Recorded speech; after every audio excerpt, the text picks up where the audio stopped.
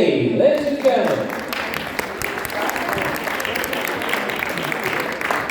Hello. Nice to see so many people. Brilliant. Right, so my name's Davey, and I am the founder of Peace Officers UK, now a community interest company. So we are now Peace Officers UK CIC. Now, I come from a very different place as far as remedies, dealing with things than probably most, if not all these guys, because I operate in the Admiralty jurisdiction, okay? And my job is to protect people's straw man, okay? So currently, if people have got bailiffs turned up at their door, enforcement agents rather, not bailiffs anymore, they've got enforcement agents turned up at their door, they feel powerless. And I'm not necessarily talking about you guys, obviously, you're awakened. Some of you will be a lot more fierce than others when it comes to dealing with people at their door, but some people go into flight mode rather than flight mode. And that leaves them very vulnerable, okay? So our job is to act as an emergency service to a completely free of charge emergency service. It's run entirely by volunteers. I don't even get paid, and nor will I ever get paid. So it's completely free service. We are funded by donations. We sell a few bits of merchandise on our website, peaceofficers.uk. And on that website, we've also got some documents and templates that can be downloaded. Things like private property, no trespassing notices, notice for your vehicle to stop people clamping it. I've actually got one in the windscreen of my car at the moment, and it actually worked for me. It was quite mad. On the way home from dropping my 9-year-old at school, I stopped in the high street, in my local high street, and parked opposite a Greg's, went in, got some breakfast, and whilst I was in there, my car, which was on double yellow lines, parked outside Boots, was approached by community, whatever they call them, agents of the council, approached my car, looked in the windscreen, read the notice, and then just turned around and walked off. Now, I was actually quite shocked at that, to be honest. So he obviously thought, I can't be bothered. I'm not going to be bothered with that. So obviously it won't work in every case, but it certainly did on that occasion. And I never worry about parking on double yellows, so... You're an example to the public. Well, my attitude is these are claims they're making against my straw man, okay? Parking charge notices, council tax, all of these things that I don't agree to. I never said, when I park somewhere, I'm not saying I want to pay, £250 plus enforcement agent fees on top of that, etc., etc. I didn't agree to any of that. So the fact that they're trying to impose that upon me means they're not going to get anywhere with me. Now, I never deal with councils or parking companies or anything like that. I don't deal with any of them. I'm 56 years old, never paid council tax, poll tax, community charge in my life. Not a penny, ever. Nor would I.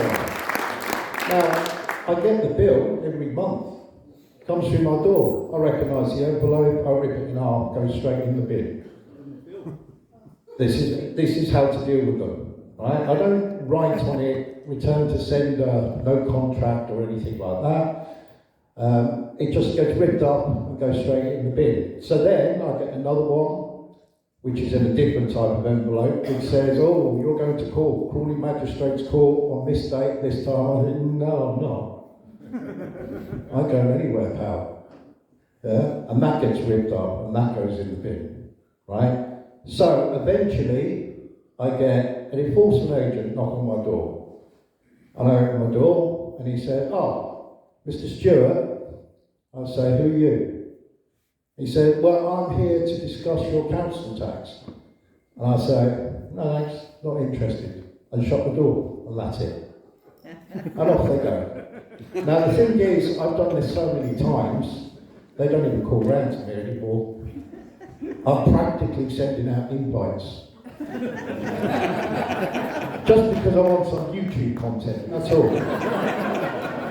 But they just don't bother, because when they realise you stand up to them, right, and that you're not low-hanging fruit for easy pickings, right, they have files, okay? Every time they come to your property, they write notes on that file, right? And a log is kept. Yeah? Either no tangible assets, for example. Now my car is an old Honda Accord. It's about almost 20 years old. Yeah? So it's worth less than £1,350, which is the legal threshold for them, if they did have legitimate paperwork, to be able to take it.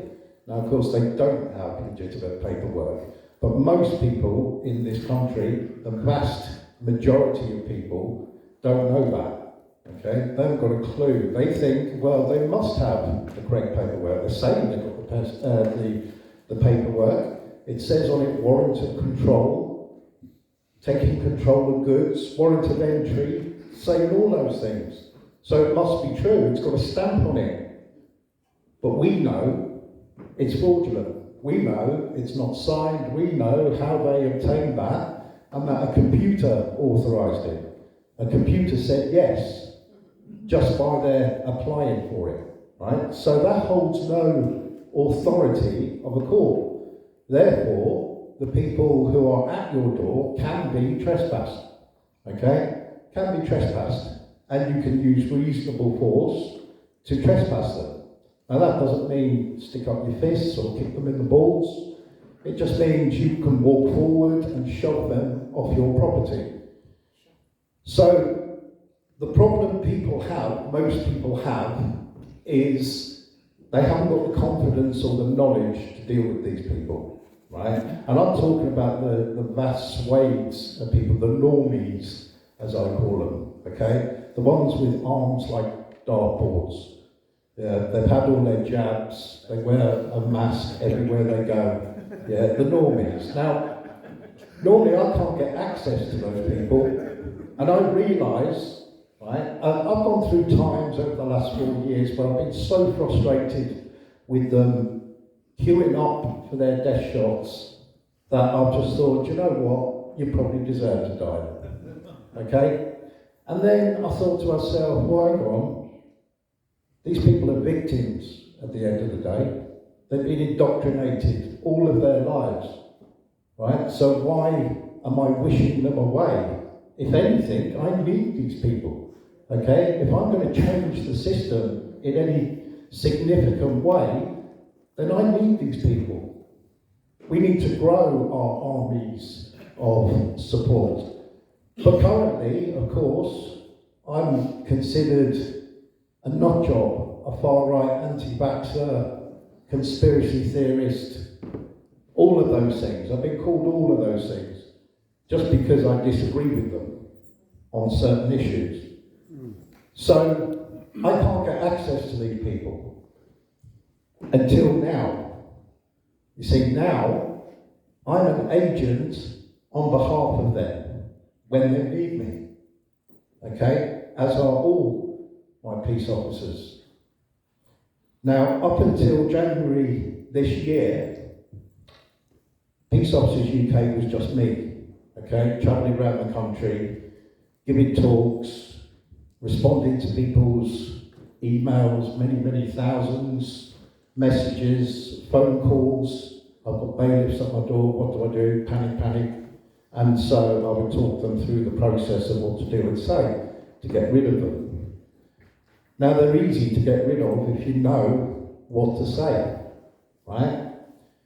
So in January this year, my good friend Rob the rat catcher, said to me, I want to become a peace officer. And I said, okay, mate, do it then.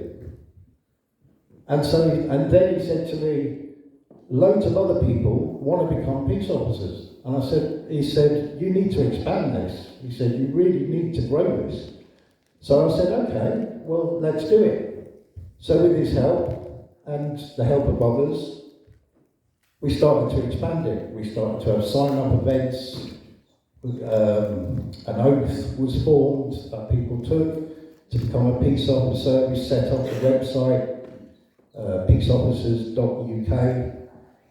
But also, in the past 9 months, I think it's been, we've also expanded now to Belgium. So we have Peace Officers Belgium, Peace Officers Netherlands, and Peace Officers Luxembourg. And we've had lots of inquiries from New Zealand, Australia, United States, Canada, Spain, Portugal, and Germany.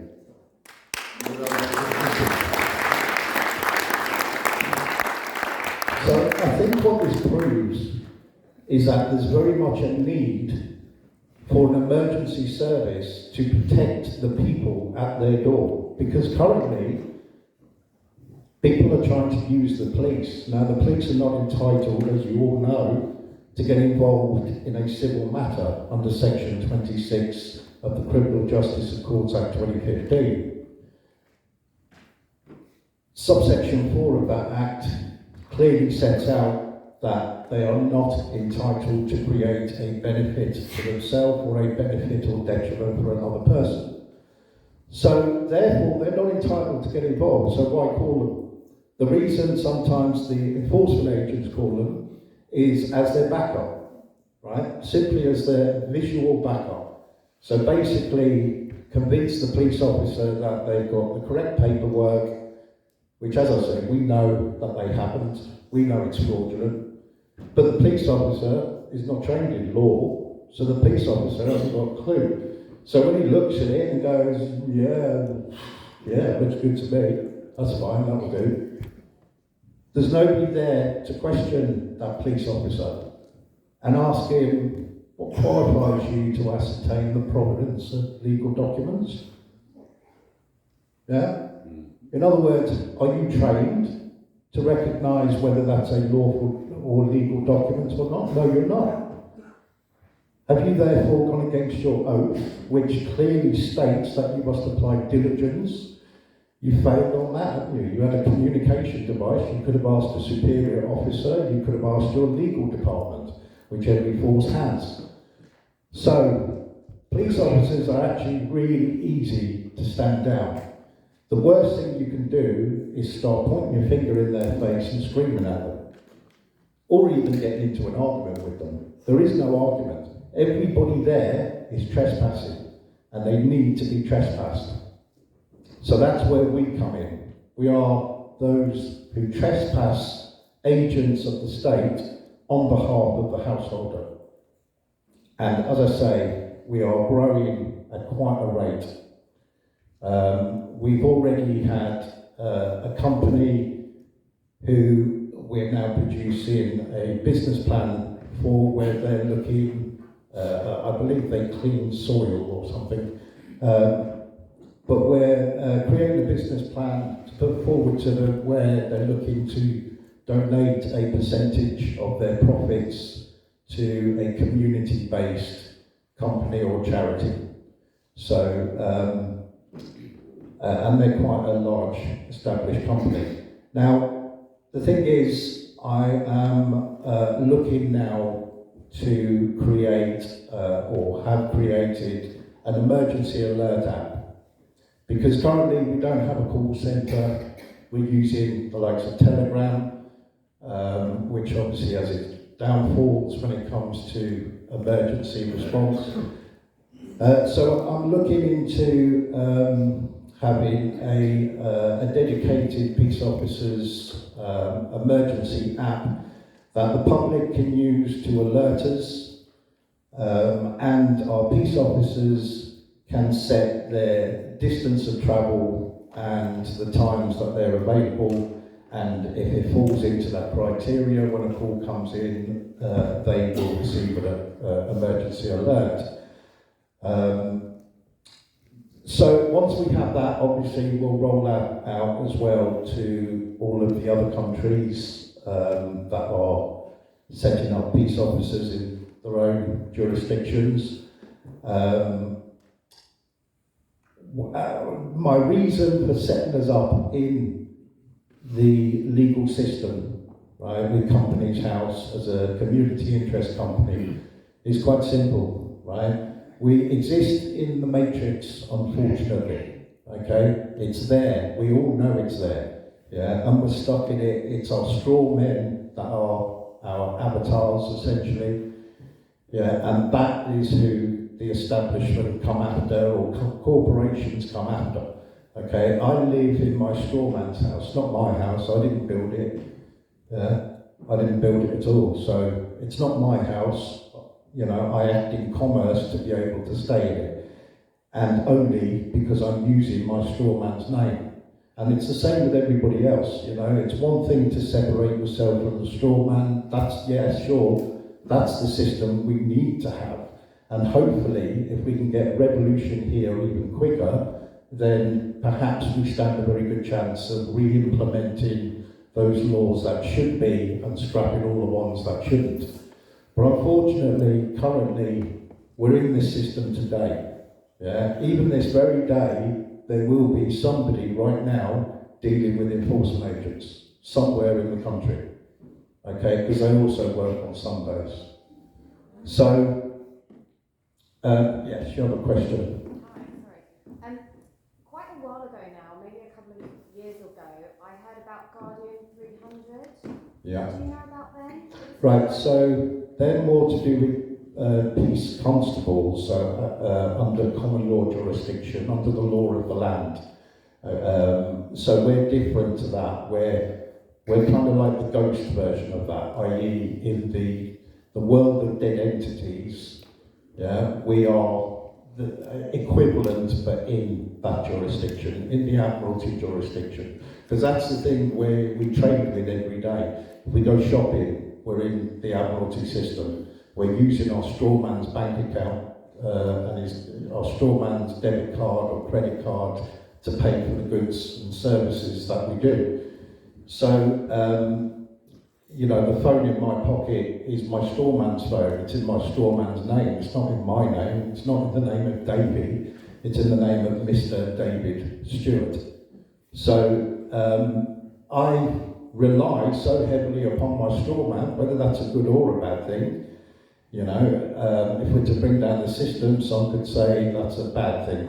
Yeah, you should be going completely opposite to that, running away from your straw man. But as I said before, many people are trapped in that system. It's not their fault, it's not our fault. We were indoctrinated, you know, right throughout our schooling. We were taught from day one to identify as a birth trust by calling out your name during morning registration. Registration obviously meaning the removal of your sovereignty. And so we were indoctrinated from day dot, essentially, when we started school. Yeah? And throughout our school life, every single day we did the same thing until we believe that's who we are. That's our identity, right? That's just our persona, okay? A birth trust, a straw man, yeah? But the trouble is, we're quite long in the tooth now. Well, not me, I've got a few missing, but we're quite long in the tooth. Right, so we become accustomed to the matrix, to the system. We become accustomed to our luxuries and our comforts, and therefore all of those things are bought and paid for as far as the system is concerned, as far as the matrix and its judiciary is concerned, by the straw man. So it's no good going into a courtroom and saying, I stand under this jurisdiction, because that's their house, okay? Their courtroom is their home. And if you came into my home and said, this is my jurisdiction, I'll put mud all over the carpet if I want to, then you'll be kicked out of my house. You'll certainly suffer some kind of penalty.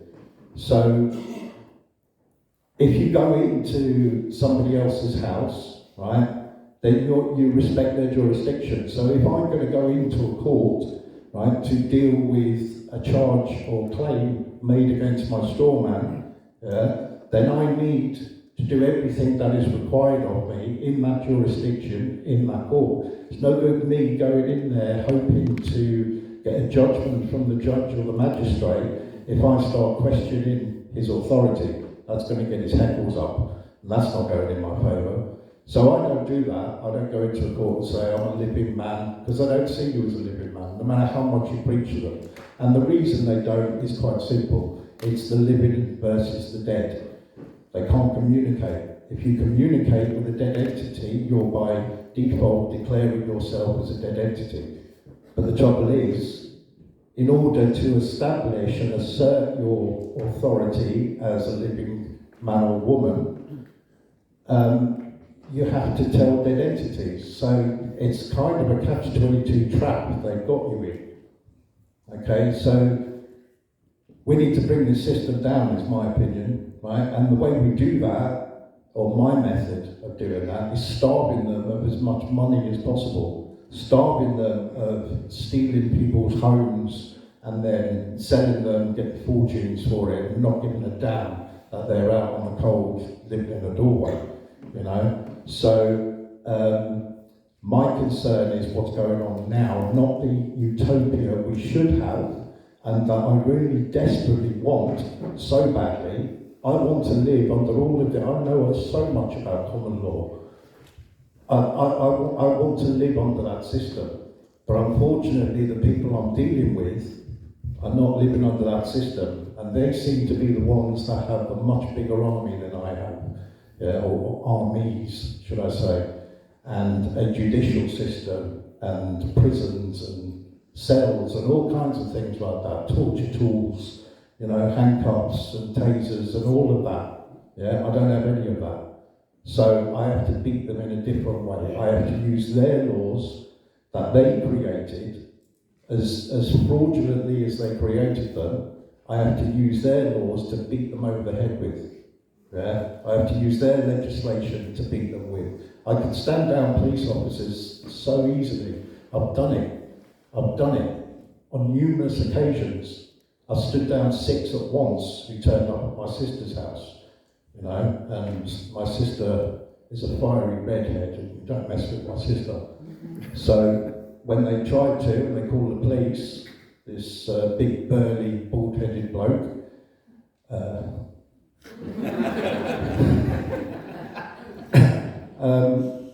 she called me, he called the police, she called me. And when I turned up, I said, I'll answer the door, and 6 police officers were there.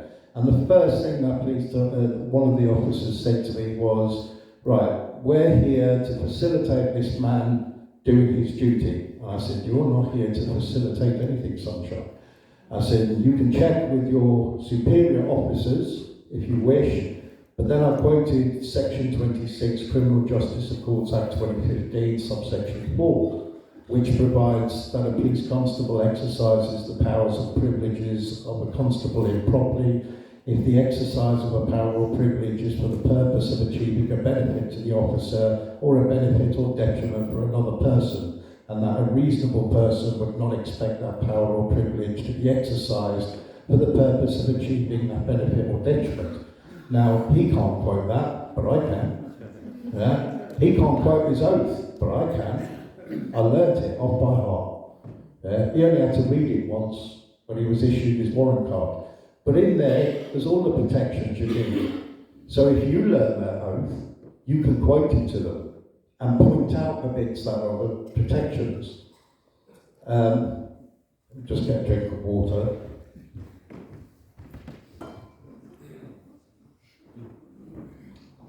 So their oath took me about an hour to learn the oath, and it states, I do solemnly and sincerely declare and affirm that I will well and truly serve the King in the office of constable with fairness, integrity, diligence, impartiality, upholding fundamental human rights and according equal respect to all people, and that I will, to the best of my power, cause the peace to be kept and preserved and prevent all offences against people and property, and that while I continue to hold the said office I will, to the best of my skill and knowledge, discharge all the duties thereof faithfully according to law. Now, as I say, if you learn that, you've got all the powers in there. When you say to a police officer, can you identify yourself to me, please? And they go, it's on there. And show you their shoulder, right? Because their egos are a bit hurt and they don't want to give you any kind of power or authority.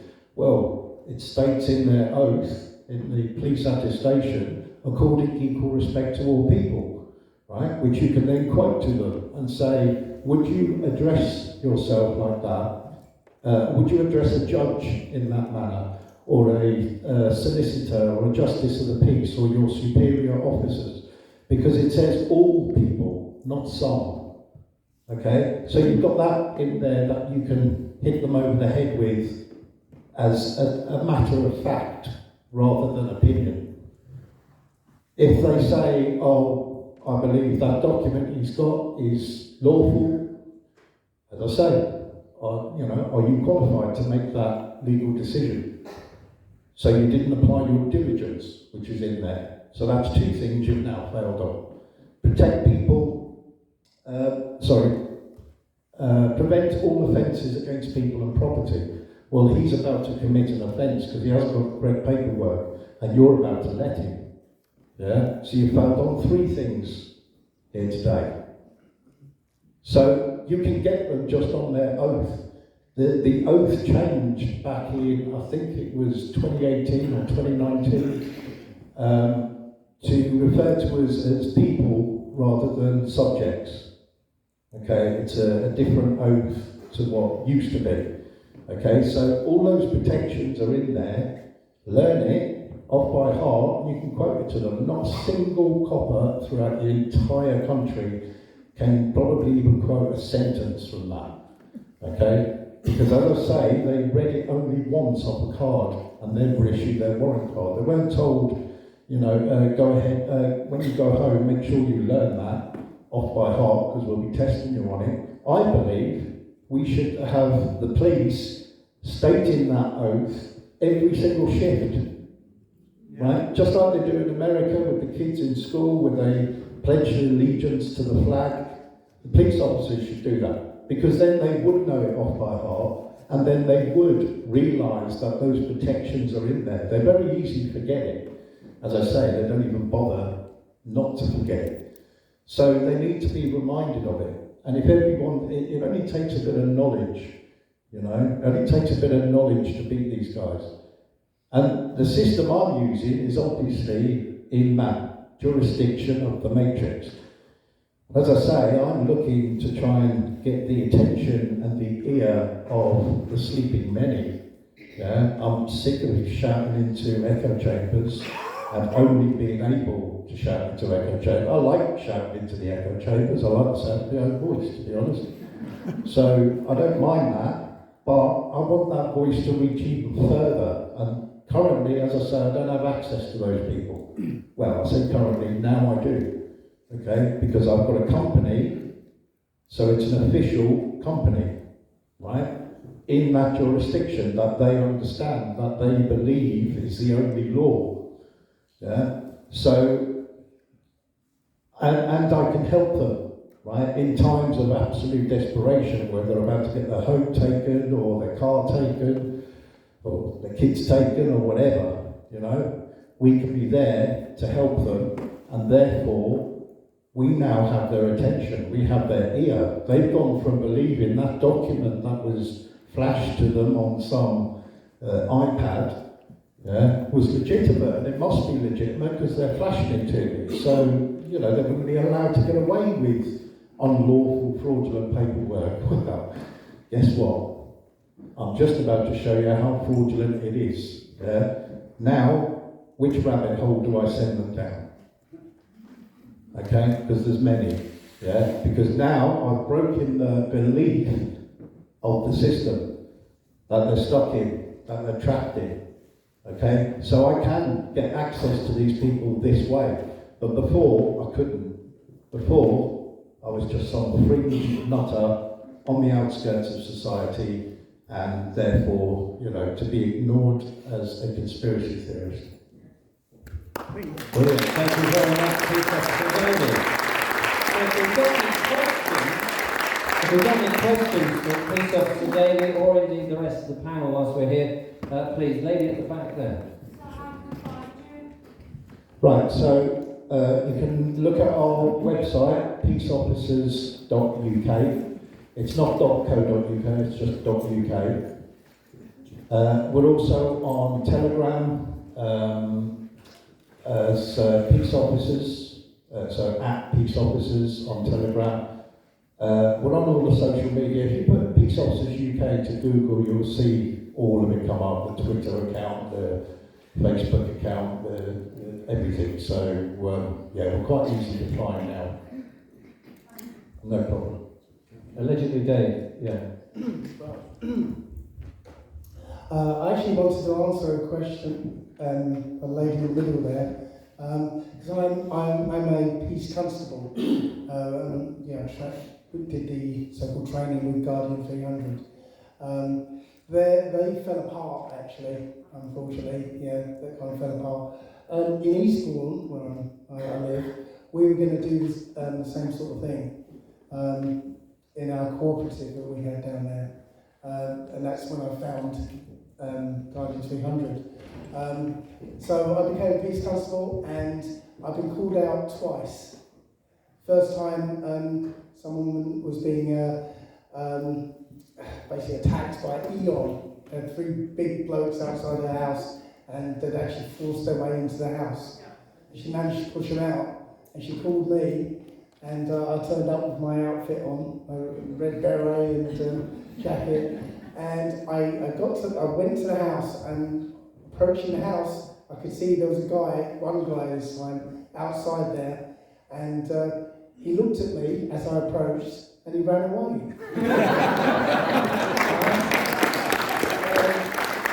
The second time, actually it was me and Tony. We arrested 7 police officers. Remember that? Yeah. So we arrested them, but obviously we couldn't actually take them into custody, right? Because we don't have jails in the bottom of our houses. But we were going to go back next, a week or so later, and but this time I was going to have cable ties. And once I arrested them, I was going to ask them to come down to the station willingly. If not, and this would have been probably where I got arrested, I'm going to cable tie them and take them down in my car to the station.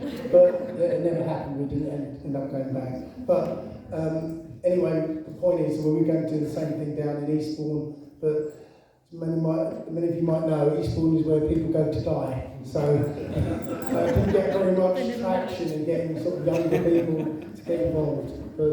But hats off to Davey for getting this up and running. Yeah. If you really want to humiliate the police, put them in Sainsbury's trolleys as you take them away. I just wanted to support what David's just said. It is, in a civil matter, it is absolutely a piece of piss to see off the police. All you need is a little bit of knowledge and a little bit of courage. When I had 3 gas agents and a locksmith at the door with 3 police officers, couldn't believe it. I just read out, what David did, read out section 26 of the Criminal Justice and Courts Act 2015. You need to know it off by heart. By the way, hands up who's been arrested in the last 2 or 3 years. Okay, the rest of you need to get a life. Come on, you can do better than that. You can do a lot better than that. So, the personal protection card has mentioned section 26 on it. For those who were here yesterday, you've got it, but you'll still have to go and research it, write it down, and start learning it, or have it available near your door. I've also got so if you come and see me at the next break, I can give those who weren't here yesterday their personal protection card, and a school protection card as well, and the legal entrapment card which I wanted to point out, just because some of you are playing catch up because you weren't there yesterday. The other thing that I'm being reminded to mention is the rapid responders. There's about 5,000 now nationally. They've got their own website, they've got their own localised or regionalised telegram groups. So it's the rapid response teams. So this is kind of answering the original question. The first question today is what are we doing to come together? We're doing a heck of a lot, actually. And one of the issues that we have is that we don't know what we're doing. We are doing it, but nobody knows what anybody else is doing. Yeah. So it's a question of a hub of communication. Well, we could use the Sovereign Project, we could use Richard Vogue's channel, we could use lots of things, but the priority is to let each other know what we're doing it so that we can support what others are doing and transfer any issue across to the right team. So a hub of information, a notice board is what we need, in my opinion. Thank you very much. Here. David, I just wanted to clarify about, I've heard people say that police officers don't take the oath anymore, and also that they've dropped the word constable, and therefore they can get around all of this thing about the oath, and they just say, no, I'm just a policeman.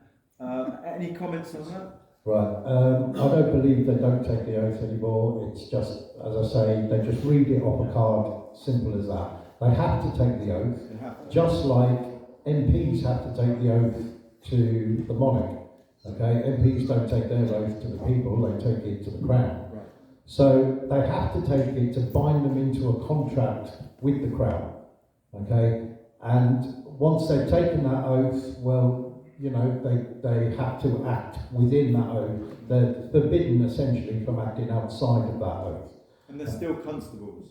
And they're still constables. I mean, we call them police officers, you know. I went for peace officers because officers is more commonly known for a police constable. We don't generally call them police constables anymore, you know, although we should do. They're PCs, so it states it on their like PC Jones or whatever on there, you know, sometimes if they've got their name on it. So they are constables.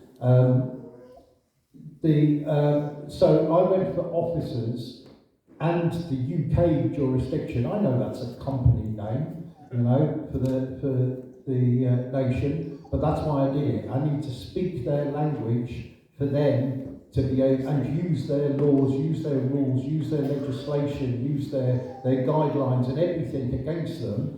Yeah, then I'll get success in that system, because I believe you should, rather than separating yourself from the straw man and running far away from it, which is now, let's face it, quite almost impossible to do, right? Instead, because that's attached to you, yeah, and you can't seem to get rid of it, or certainly most people, I would say, there are obviously some around. I say that, my approach is to protect that straw man from all claims made against it. Yeah, and all the time I'm, doing that, protecting my straw man and other people's straw man. That it's the straw man they're after. They're not after you. They're after that straw man. But they are constables. But they're constables. They are. Yes. Yeah, they are constables. What Dave was saying before about the peace constables, how it died out. It died out because they didn't have a way of really alerting people, I think, in an emergency, and so they just kind of left them to it. You know, we don't do that at Peace Officers UK. We have a lot of involvement. We have regular Zoom meetings, every fortnight a general meeting, and every other fortnight a admin meeting. And we send out newsletters every week, so we keep people updated on, you know, what's happening, what new things are going ahead, how we're expanding. Because I believe you've got to keep the momentum up, otherwise, you know, any organisation could die. And if, you know, we don't involve ourselves in certain areas, because it's our duty, our job, our role, I see as I say, being there to trespass whoever's there. We're not there to argue what jurisdiction they are or that kind of thing. We're there to assert our authority within the civil jurisdiction, which we're entitled to do, because we're entitled to act in a civil jurisdiction. The police are not. the bailiffs will always try and use the police to assert their civil jurisdiction. But when the police turn up and we come, just like it was said earlier with Dave, where they saw him coming and thought, oh, let's get out of here, that's what I hope to achieve with Peace Officers UK. Eventually we turn up and they go, never mind, we're off. And then to me, that is success. Thank you very much. Question down here. I've been out of the country quite a lot in the last 3 years, but I do remember, I think it was 2020, the ghastly case of the woman who photographed Gloucester Hospital, showing that all the wards were empty. And within a day or two, their house was raided and the police tried to drag her in her nightclub off to the police station. That's when you would have been very, very welcome. Yeah. I forget her name. Anyway, there we are. Can I address this one up? Sorry, Dave. Okay, we need to distinguish two situations. Quasi-military and civilian. So if in the ordinary course of your life you interface with a constable or officer, then everything that we're saying is applicable, including everything on my cards, everything that Davey said, and Dave as well. But if you become, in their eyes, an enemy of the state by being politically controversial, then they're operating in effect a form of martial law, and then they send in the stormtroopers. So you can, and then it's a question of they'll grab you, they'll nab you, grab you, take you off, and now you have to just do some deep breathing and know that they are committing heinous crimes against you, or unlawful trespass, assault, battery, unlawful imprisonment, and so have your fee schedule handy, and that's on the entrapment card. Have your fee schedule handy, put them on notice that if they continue to do what they're doing, it's going to cost them both the police force and the individual constables. I've got here, again, it's something to learn. If you don't have this card on you, it says it's the personal accountability notice. You, officer's name and number, are clearly operating outside the scope of your oath of office. You are therefore not protected by public indemnity insurance. We shall in consequence hold you privately accountable and personally liable for any harm or loss caused to us by your unlawful conduct. So that's a bit of a mouthful, but have this card on you. The shit's going to hit the fan, and hopefully with Karen's permission, I'll do an emergency 10-minute prepping later on today at some point. So for the shit hitting the fan, emergency lockdown pandemic scenarios, because I think we need to address that today, because it's coming. It's on its way. So thank you. Thank you very much. Hold on a second. I've just got which question lady up there. But before you answer that, there's a car in the car park that's just being towed away now. Oh no, I'm just being told it's crushed. No, it's actually a car's left its window open. It's a Mercedes KM60 EXP. Is that yours? Yeah. If you don't mind the window being open on a wet, miserable day like this, it's entirely up to you. But I just thought we would alert you to that. Thank you very much. Okay, let's get to the first of the lady.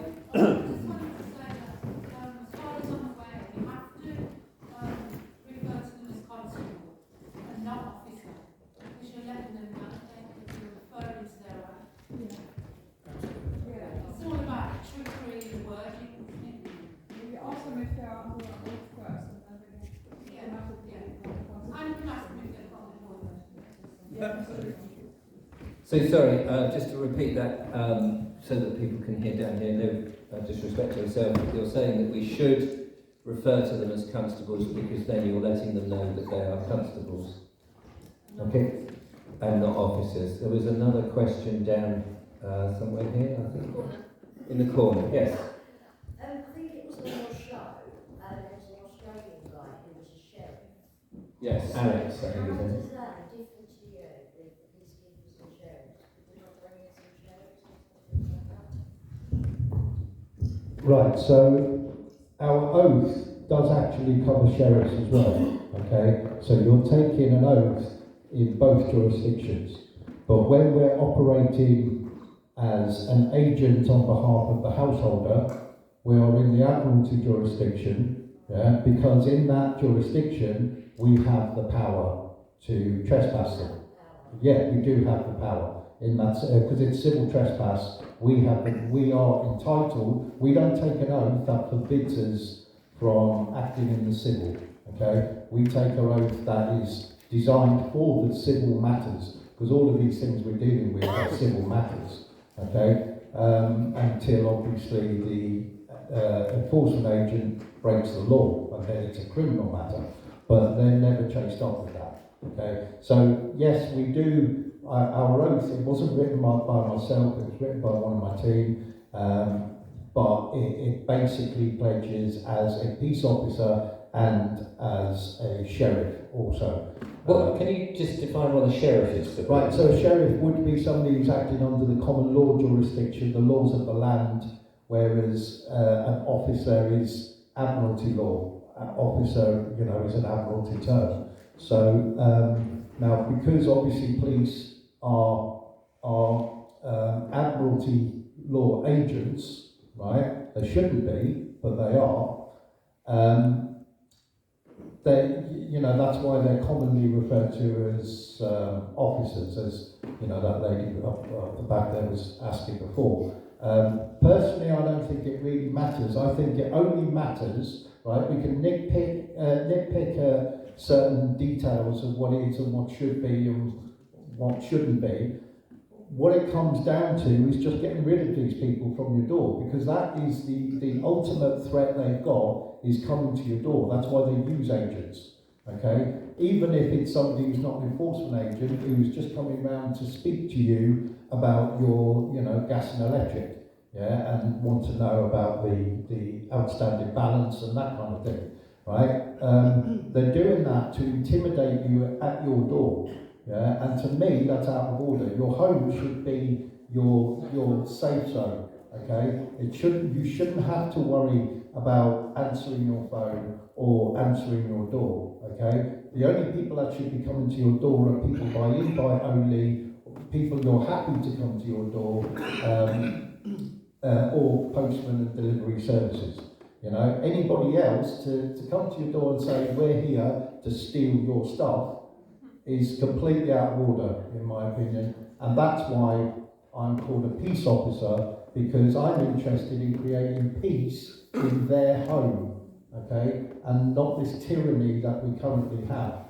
And as I say, my hope is that I will mark it as successful once we turn up and they run off. Yeah. To me, that says it all then. To me, that says, right, now they understand and realise that they haven't got the correct paperwork. And it's simple why they haven't.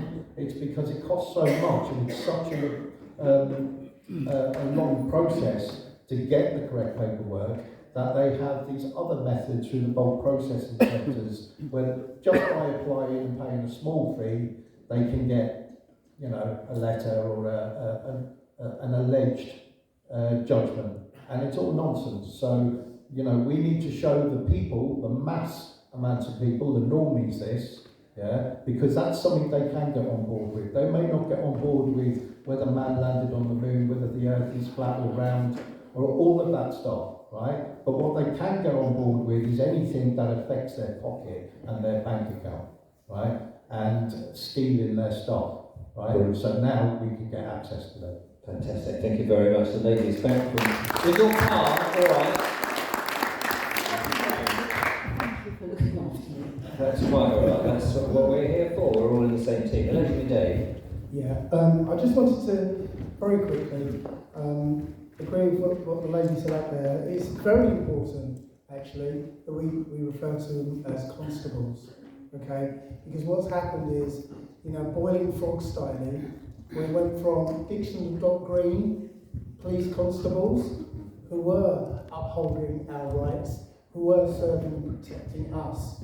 But very slowly, boiling frog styling, they morphed them into police officers. Okay? Now, a police officer, right, they've got no right to be a police officer. Okay? It's not their job.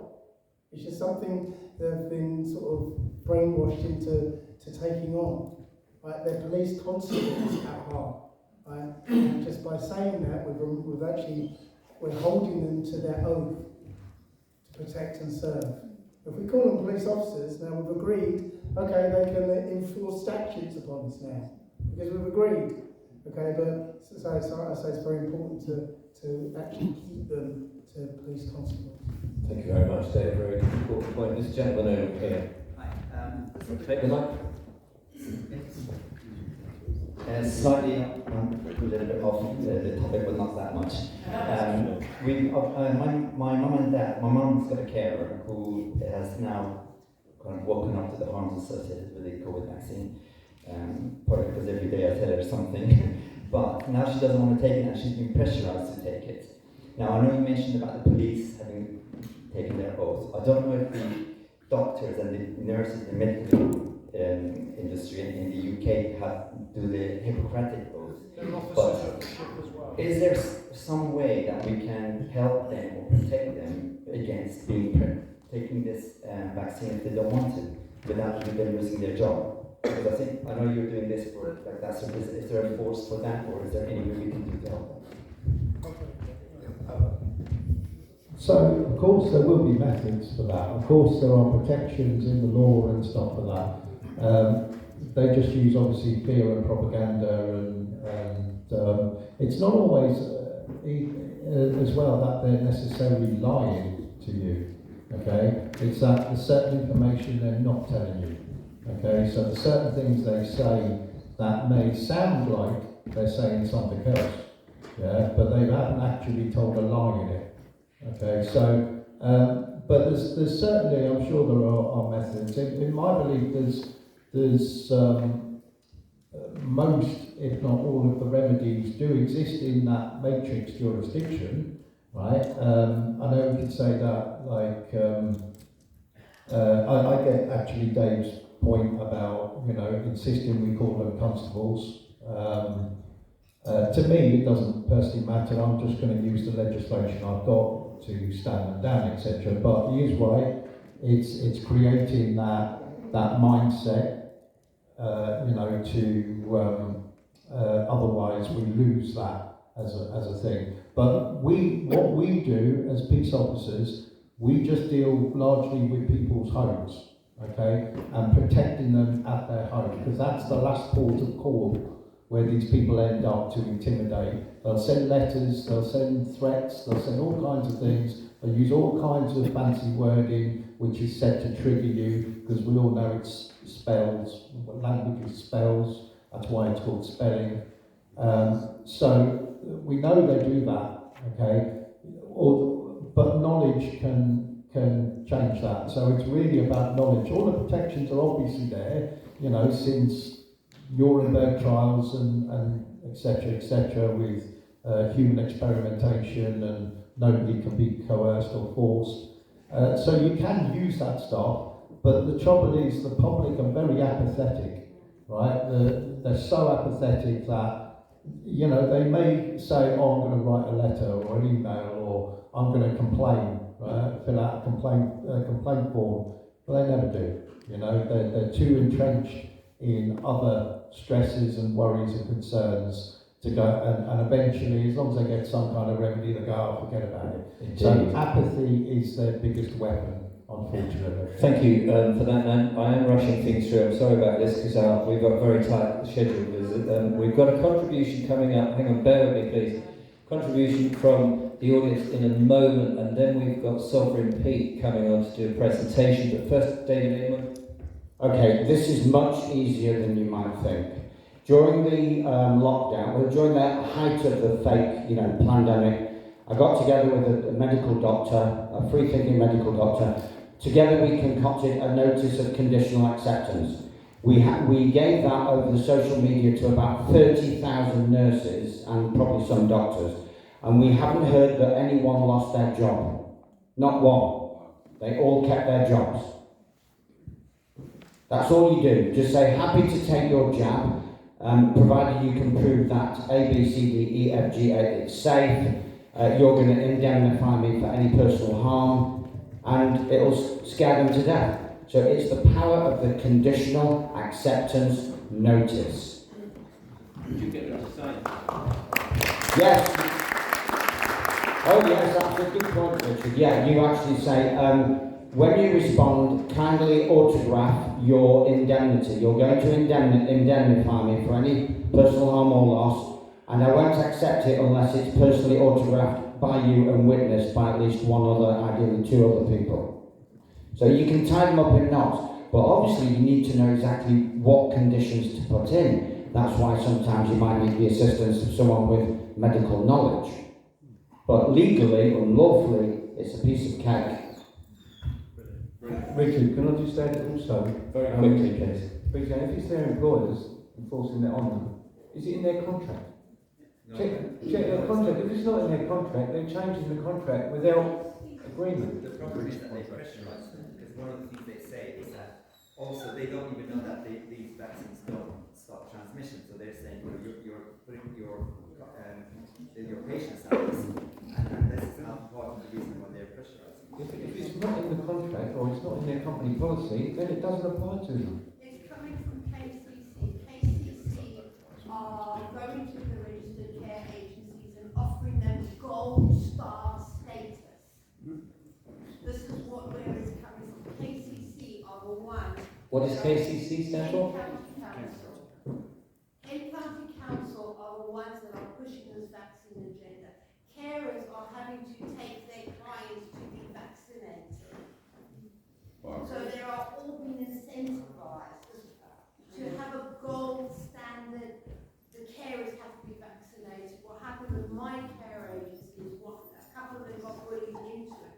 But they had to pay for their vaccine. So they paid for the vaccine. And one of my carers didn't go and get the vaccine. So according to her employer, she's vaccinated, but she never did. And that's a secret. I'm not supposed to say that, of course. You can tell us. That's what that's where the vaccination is coming from. It's being pushed by KCC, and they've got my little gold certificate incentivizing them. So if the carer has to go and pay for her vaccine, let them pay for it. Let them make the appointment. Just don't go, because it doesn't seem that the care agencies are following up. Very interesting. I'm so constricted by time, but very quickly. No, they're doing this in schools.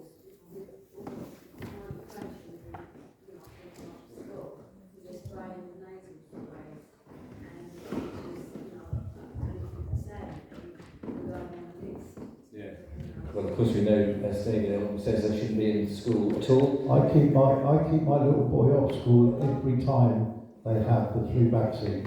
Okay, and I tell them, I don't make excuses. I say he won't be in that day because you've got the flu vaccination, and I'll have my little say as far as why medical procedures are being carried out in schools. I have no idea, but he won't be in that day. And they've said to me before, well, you know, if we won't send him for it, you can still bring him in. I say no, because human error may lead to him ending up with it. There's no human error if he's at home, so I keep him off.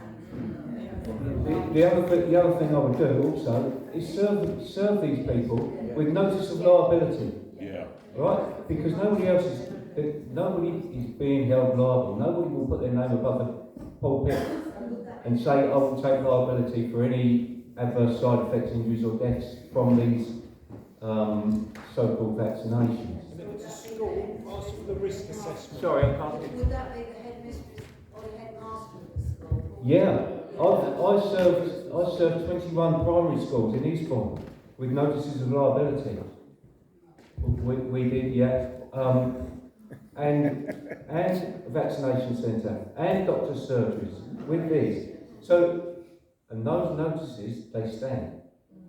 You're right, you know, again, there's information out there, assistance to be able to write that. Lady on the lady on the end. Yeah, I just would like to go back to the police officers, if possible. So what's the difference between what you do and what you do? Are there any differences of how you approach or methods? I mean, we don't threaten to arrest them. all we do is use the civil jurisdiction, the admiralty jurisdiction, to trespass them. It's as simple as that. If they end up arresting us, right, the police, then yeah. So my question was, what's the difference of your work and LSG Day? well, I can only speak from mine. Maybe Dave can explain quickly what his difference is. But mine is from going in their jurisdiction rather than the laws of the land. You know, Magna Carta kind of thing. Yeah, the idea behind peace constable. Where are? Where are the notices now that you serve to these people? You know, you said that you served to vaccination centres. Sorry. It was me who said that. Can you hear me? Yeah. Thanks, David. I've got assistance with them. I was looking around and there was people posting templates for these notices. And in fact that came through me being introduced to common law. There was a guy called Chad Manning. I don't know whether any of you've heard of Chad Manning. He's not working in this country at the moment. But he was able to provide liability. I had to go through and I had to go through all the links on so that I knew what I was serving whoever I served it to. Okay, but you can look on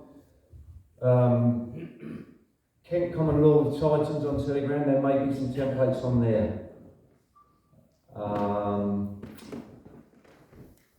Okay, then maybe. Going to have to quickly, Dave. Yeah, very quickly.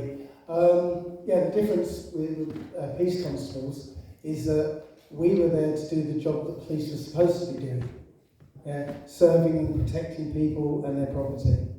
Yeah, that's it. Brilliant. Okay, time has slipped through. Sorry about that. I know you've all got questions. And this is really difficult because we're going to come to an end, and lunch is fast upon us.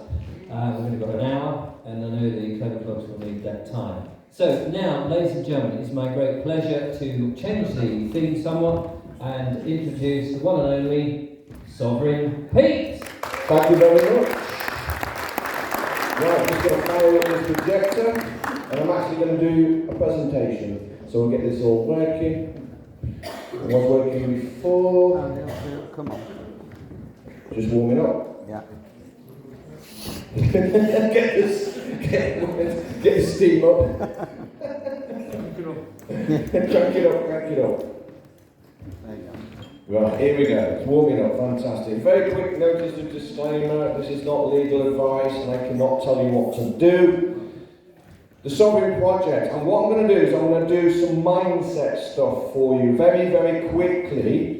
And then I'm going to try and touch on what the Sovereign Project can provide for you. Okay? So, this is the Sovereign Project. We've got the website, sovereignproject.live. We've got the Sovereign Wiki. This is all the social media sites that we have. So if you want to ask questions, anything like that, please use these social media sites. Well, Facebook, Instagram, WhatsApp. We've got WhatsApp groups. You can join these groups, you can interact with these people, and you can join the network.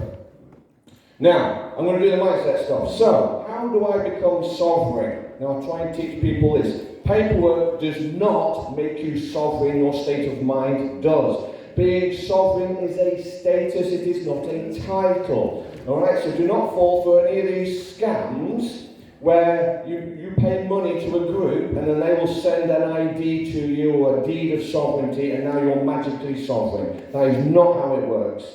So sovereign, only living, breathing men or women can be sovereign as they are authors of it. So you are authors of your sovereignty. Okay, that's where authority comes from. Once you have reached the age of consent and are now responsible for yourself, you gain supreme authority over your life. That's what it means. When you are sovereign, no one can tell you what to do. You are responsible for your life and you take control of your life.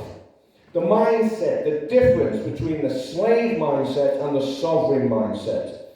So, the slave will ask what to do and get reassurance from the actions of the herd. The sovereign will ask for the information and determine their own actions. You cannot come up to me and ask me what to do. I can't tell you, okay? Say, for example, the vaccine. The sheep were going around asking their friends and family, going, have you taken it? Have you taken it? And then because, oh, you have, okay, I'm going to take it as well then. Idiots, right? The sovereign will say, well, hang on a minute, let's have a look at the ingredients in the vaccine. Let's take a look at the side effects of the vaccine, and is it safe and effective? No, it isn't. So do I actually want to take it? No, thank you, I've made my own decision. Okay, that's the difference between the mindsets. So the slave mindset, the average person has been mentally conditioned to think as part of the collective without a unique personality and to do as they are told, but consider themselves separate when confronted with problems, making them feel alone and isolated. This is what happened in lockdown. The sovereign knew what to do, he got working on it. And I set up the Sovereign Project. The sovereign mindset is contrary to the slave mindset, as we consider ourselves as unique personalities who are under the authority of no one, but can unite together to solve larger problems an individual cannot. This is what the Sovereign Network is all about, the Sovereign Fraternity. This is individual sovereigns all working together to solve larger problems. So the dividing mindset. The slave mindset is part of the collective with no identity. They are obedient order followers. They cannot think for themselves or solve problems, and they are lost. They are stuck to their mobile phones and just walk around. The amount of people who will ask Google for questions, they'll ask Google and get the answer from Google and think they're doing research. That is not research, all right? You're actually living your life and your phone is telling you what to do. The sovereign mindset, not part of the collective, but with a unique identity. You do not take orders. We can think and unite to solve problems, and we are saved. Am I allowed? I hear this all the time, and it's really beginning to bother me now and bug me. If you ask yourself, am I allowed, without intending to do harm or breach a previous agreement, then who are you asking approval from? So I'll give you an example. Some people will talk to me about the ULEZ stuff, and I'll explain to them, well, when you register your car, it doesn't belong to you anymore, and you've entered into a corporate jurisdiction, and now ULEZ does apply to you. And they go, oh, okay. And they go, what's the solution? And I go, well, just deregister your car, get out of that corporate jurisdiction. And they'll come back and say, oh, are we allowed to do that? Yeah, so there's no we, so don't involve me. And who are you asking? All right? So if people are asking me that question, oh, are we allowed to do that? I can't help them. I already know they've got a slave mentality. Asking this question is the mentality of a slave, and until you stop asking, you always will be. So stop asking, am I allowed? Do not ask for permission. Information versus person. And by the way, I'm using person here as Oxford English Dictionary and not the legal definition of person. Do not judge the information based on the source and who it is from. Judge the merit of the information on itself and do your due diligence upon it. I see it all the time on social media. People are going, oh, don't listen to him, he's controlled opposition or whatever it is. I don't care who it is.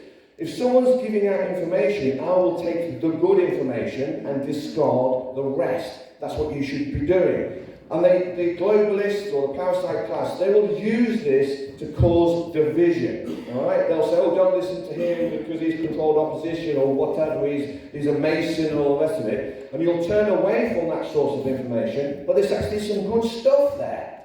You know, there's some people who say, oh, David Icke, don't listen to him, he's controlled opposition. But he has some good stuff. Or Alex Jones, he's got some good stuff. Take the information. And by the way, you should never ever listen to me. Don't do things because I say so. Just take the information I'm giving you and then do your own research on it. Followers. Do not follow anyone. Be equal among everyone. Trust and respect should not be given freely but earned over time. So I judge everyone. That's what the sovereign should do. You've been brainwashed. Don't judge, right? This is propaganda. The sovereign does judge. I judge everybody. I don't give away my respect easily. You have to earn it. I will give people consideration. I will consider whether or not I should give them my respect. Not everyone is a shield. People can make mistakes, and many are still brainwashed.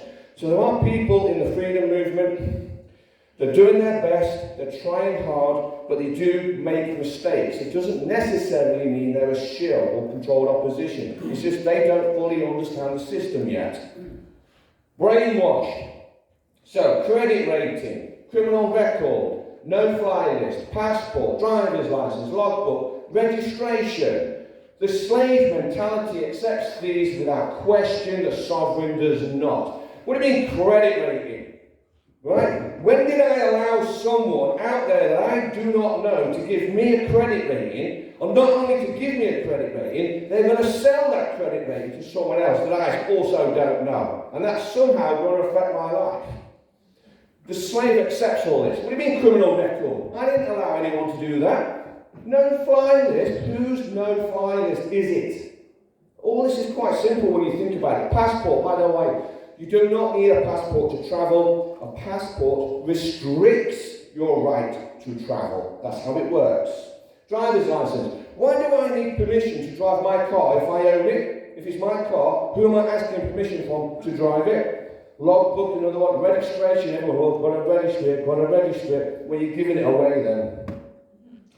Your name. When someone you do not know calls you by your name and asks you to verify it, you must first question the source of said name.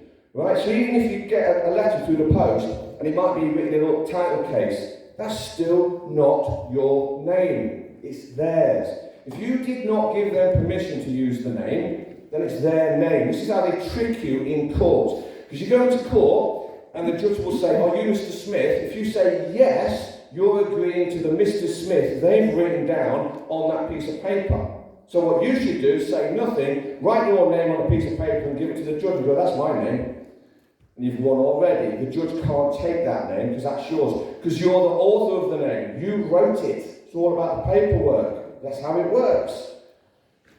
Although a name can be written and pronounced as your name, it does not mean it is, because the source is unknown to you. The source of the name will always change the meaning behind it, including ownership and title to it. There's so many people out there with the same name, but they have their name, and it means something to them. Like, have you seen the Terminator? Sarah Connor? What does he do? He looks in the yellow pages. How many different Sarah Connors are there? They're spelt the same. They're pronounced the same, but they're different names. You've got to learn about the name deception. I've covered that in my course. Legal. The word legal and illegal means contract. To do something illegal means to violate a policy within a contract. So if someone claims you've done something illegal, ask to see the contract or ask under what jurisdiction. Legal fiction. People hide behind legal fictions and titles to evade liability. They tell you this in The Wizard of Oz. It's all in the film. Do not deal with legal fictions, pull back the curtain and go after the person. Hiding behind a title will not save them. A question was asked, what's the difference between a constable and a police officer? Police officer means office of. Okay? So what does that mean? Think of a building with an office in it. Okay? The office doesn't change, the personnel can. So you can have a secretary in there, that could be Jill, she's working in the office. And then she has a few days off. So then Sally comes in, she now works in the office. The person's changed, the living, breathing person, but the office has not. So a police officer is a legal office. A constable is the living, breathing man, because he's actually had to swear an oath.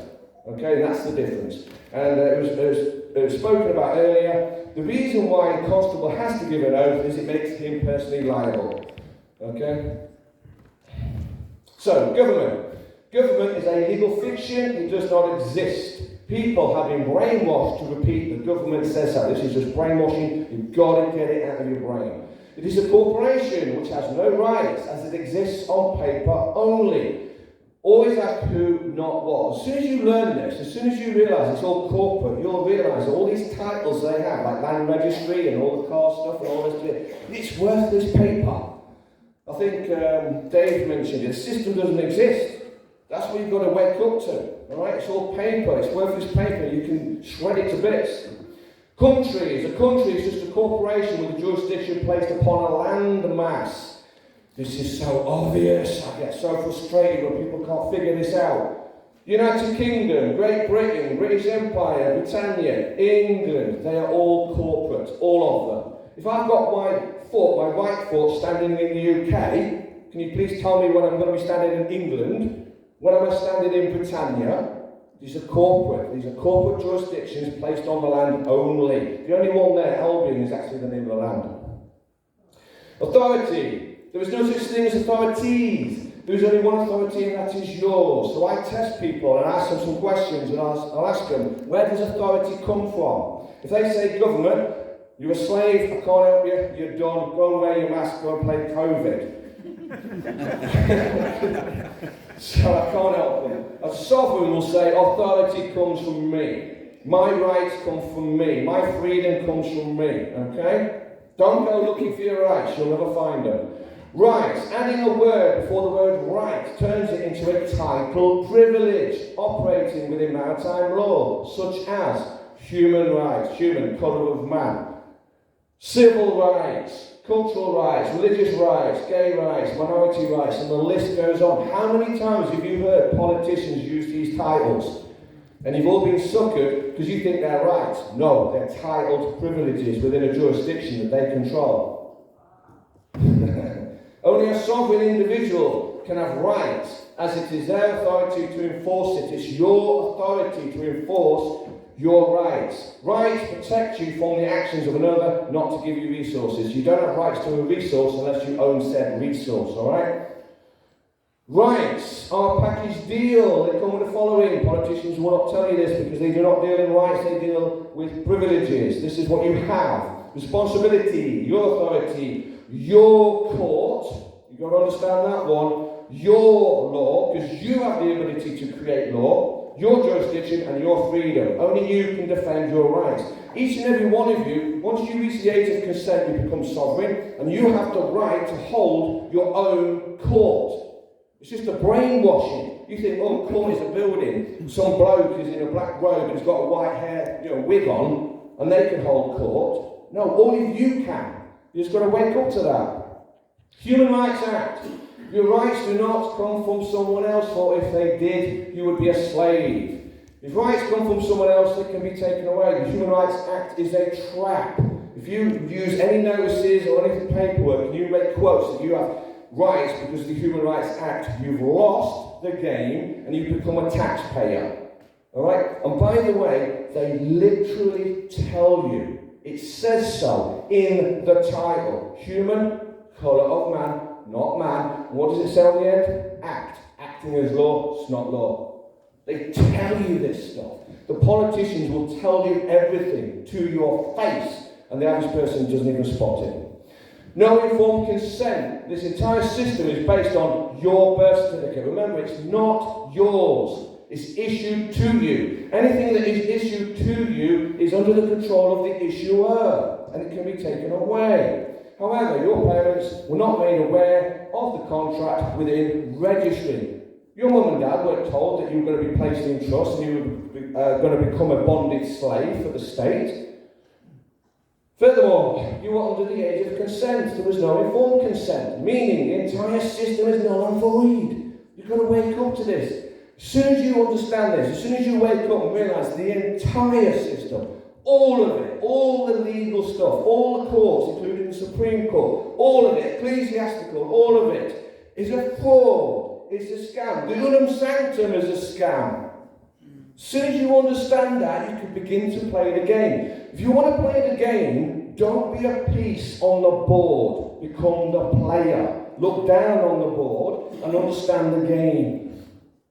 So language and words are used against you to enslave you. Check what language is being used and which dictionary. Check the style, font in case of the letters. Check the syntax or arrangement of the words. They'll do dirty tricks on you. They will rearrange words in a sentence and it takes on a different meaning. Check the origin and true meaning of the words. What does register mean? All this. Go and check it out. Check the prefix and suffix of the word and break it down into its parts. I'll cover this on my online course and we go into this in great detail. Challenge the claim. When presented with a claim, question these 3 key areas. Obligation, authority, informed consent. You should do that with everything. So if someone says to you, you've got to pay the thing or you've got to do the thing, you say, am I obligated? Burden of proof is on them. Where are you getting the authority from? I didn't give it to you. Where's my informed consent? Like you, Les, and all the rest of it. You were tricked into a corporate jurisdiction. So these are the resources. We've got a couple of minutes left. So this is the things that we are doing within the Sovereign Project. We've got workshops. We've got Carl there. If you want to set up a workshop, he can help you out. We've got chess clubs. Obviously, we've got the annual Sovereign Conference. We've got a business directory that we're building, so if you want to register with our business directory, it's going to be like a yellow pages. It's for sovereign companies, and we're hoping to give you PMA information and legal advice and all this sort of stuff. PMAs, like I mentioned earlier. Sovereign Wiki. The Sovereign Wiki is something we set up. It is a free resource. It is a resource of remedies. Right, so if you've got a remedy and you want to share it with other people, you can put it on the wiki for free so other people can use your remedy. We've already got remedies on there. We've got council tax remedy, parking remedies, all that sort of stuff. Okay, so that's a free resource. The thing with the Sovereign Project, and there are some fake Sovereign projects out there trying to scam people, membership will always be free, information will always be free. We will never charge for those 2 things. Trust specialists, if you want to set up a trust, we've got specialists that can do that. Crypto specialists, we've got some crypto specialists creating a crypto solution. Legal CAF, we've also got gold specialists now that can help you. If you want to buy some gold and silver, we've got specialists that can help you with that. We're trying to get gold packs over here. We're going to try and create a sovereign note that's made out of physical gold. Untrackable phones, I've got a team trying to figure that out so that we all know we're being tracked on our phones, okay? So we're trying to work out a solution on that. NFT, a audio tile, I don't have time to go into that, but that is really powerful. When you learn this stuff, I can use NFTs, but I ain't got time, I'm running out of time. Sovereign app, we're developing an app. So what this is, the app will record an interaction with the police or bailiff, and then it will scroll up certain questions that you should be asking the policeman, and it'll be recorded, and you'll ask these questions. What will happen is if you do it correctly, you can use that as your affidavit, and then you can create a legal case upon the policeman or the bailiff if they've done something unlawful or illegal. What we're also going to be trying to do is set up a streaming service. So if you can actually record the police, it will stream to thousands and thousands of members in real time globally. Okay? So, we're developing it now. It is going to cost a lot of money. Now what I'm asking everyone in this room to do is to become a member of the Sovereign Project and get more people to join. Once I get a few 100,000 members learning all this stuff, the network becomes incredibly powerful. And I'm talking with some other people, some professionals, and they're willing to help with legal stuff and all sorts of stuff. We are working on so many projects in the background. It's really exciting, but I have got to increase the size of the network. So here's some of my books. So we've got the Sovereign Project Handbook, my first book, System Death by 1,000 Cuts. And we've got a couple of more books. These books are on my website. You can buy them if you wish. Litigation team. So we have chess clubs. We have other clubs. We've got workshops. There's just a few just on that map there. So I've got the photos. So each one of those little blue pins is a workshop. I think we're running 17 workshops, and we have workshops in other countries. More than that now, is it? I can't even keep up with the amount of workshops we've got now. I've got Carl, he runs my workshops, my chess clubs, my lone nights, and he also runs my social media team as well. So it's like I say, the Sovereign Project is huge. So that's the litigation team we've put together that I spoke about earlier. So if you want to be a part of this network, join the network, learn this stuff, we'll give you all the templates, and then we can serve notice on the politicians, game over. I'm the joker, I'm going to cause chaos. So that's it, Sovereign Project, 1 minute to go. I did it in 20 minutes!